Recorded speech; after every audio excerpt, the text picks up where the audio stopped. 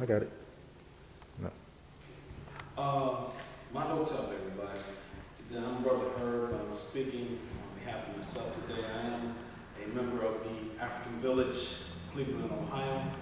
The subject I want to talk about today is economic empowerment. Basically, with economic empowerment, I've heard all kinds of debates on the internet about, we're arguing about history, we're arguing about slavery, we're arguing about various different things, but it's not bringing us together.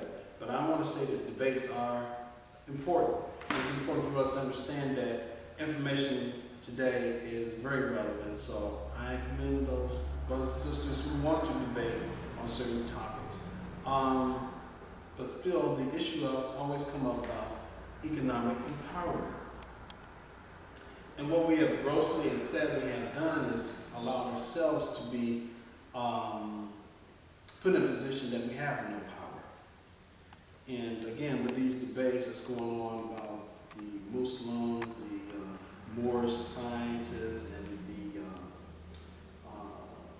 Hebrew Israelites, what's keeping us not together is the tribalism that we have among ourselves. And this is what has brought Africa down, is the idea of tribalism, where you have these grudges or you have these different ideologies, and you got people arguing over these, and then your enemy comes among you and maybe empowers one over the other, and then next thing you know, you've been caught in a trap.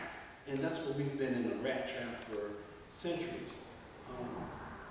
And I've looked at YouTube and seen some of the comments that we make toward each other, which is some of it has been very malcontent, as I call it. Some of it has been, we curse at each other, we even threaten each other on the internet about things that really are just information. And maybe the old saying is, you have a beef with someone, you can still talk to someone and be civil without, again, being derogatory toward each other. There are some things that I do agree with a lot of each group and what they have to say. There's some things I do agree with. There's some things that I've said that are offensive to some people, but some things need to be said. But what I'm going to do now is comment on the things that will start moving us toward economic empowerment. And I'm going to be using information from Dr. Claude Anderson and the late brother Amos Wilson. And what I'm going to be talking about mostly right now is Dr. Claude Anderson's. He has two books that are out. One is called Powernomics, and the other one is Black Labor, White Wealth. And these books are available, and also I meant to also mention the late Dr. Wilson has a book out called Blueprint for Black Power. These books are very useful for the community because they both offer information, but they also give us solutions to empower us and get us together. There's a roadmap to success, and we need to make a serious decision on, as I would say, getting there. So what I'm going to be talking about mostly is Dr. Claude Anderson's take right now. And what he said was this: power. Power is simply not the ability to get something done, but to get it done despite the resistance and opposition of others. Dr. Wilson says that blacks seem to be afraid of power. We've been taught that power is bad for us, but it's good for other people. Dr. Anderson, I should say, also talked about the failure of the civil rights movements because one refocused the entire weight of resources on achieving integration. Black leaders failed to focus on neutralizing the forces behind Jim Crowism or developing effective strategies for Black America to use in dealing with problems that spring forth from maldistribution and racist control of wealth, power, and resources in America. They failed to develop a long-term national plan with goals and strategies spelling out where blacks ought to be going and how best to get there. In other words, we failed to plan.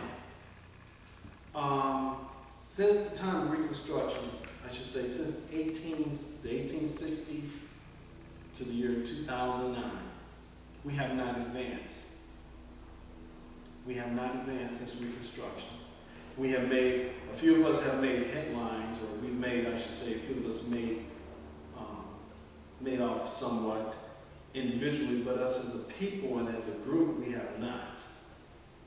Basically, the laws in the 1860s on up to 1964, we're the only ethnic group that has been socially engineered, and we're the only ethnic group that has had laws enacted to inhibit us from being progressive. And basically and that includes, like I said, from the time of Reconstruction, the laws, the government, the Constitution was used against us.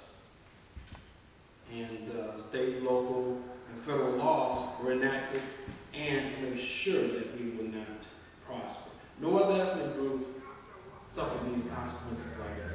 The Native Americans did not suffer that. The Native Americans could assimilate into white society, blacks could not. Native Americans do not pay taxes. What I was told, they don't pay taxes. They have land. But we were given nothing by this government. This government made sure that these laws were enforced where we could not take part in the American dream as we would see it. Every ethnic group, whether from Europe, came over. They already had their economic plans set. They had a commonality. They had a culture. And when I was writing up here, this is pretty much similar to what Millie Fuller and Francis Cress Wellesley was talking about. But I put the cultures of others. Other cultures have labor. They determine how they interact sexually, or I should say, how they socialize with each other. They determine how they go to war. They determine their politics, what laws they have, their economics, education, and entertainment. We do not have that.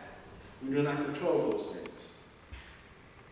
We are in a position where we are told what to do.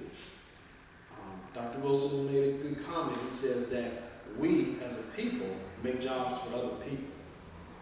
And just a case in point, just like with the hair care products industry, many of us, especially the sisters, are making millionaires out of Koreans. They're buying their hair. The Koreans are making the formulas. They're buying at the stores. They set up the retails. We give them the jobs. They are making millions off of us. They are business owners. They are making businesses off of us through their stores. They own gas stations. We used to own gas stations. They own the mom and pop stores. We used to own the mom and pop stores. We used to have the doctors in our neighborhoods. We don't have them anymore. Again, and the reason why is because we gave them the power to pass us over. One of the other things that we need to also discuss is with this maldistribution of wealth and resources and the inappropriate behavior patterns that we have, and we have also a lack of a national plan, we are suffering because of this. Let's talk about the kinds of power that groups have. There's group power, institutional power, wealth power, numerical population power, political power, and voting power. The dominant societies use power mechanisms such as government, private, corporation, religious, and social institutions to perpetuate its self-interest and secure and maintain control of power-building resources. We do not have that.